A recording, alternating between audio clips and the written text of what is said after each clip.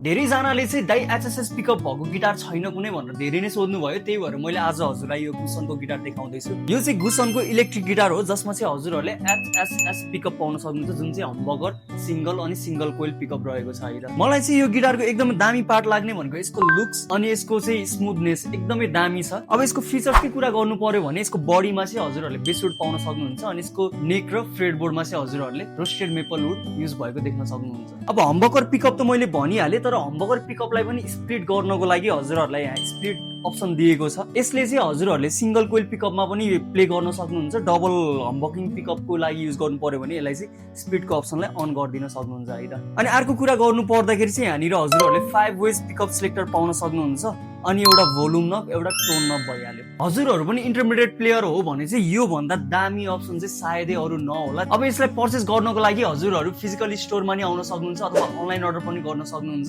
हाम्रो लोकेसन भनेको चाहिँ सेतोपुलमा रहेको छ है त।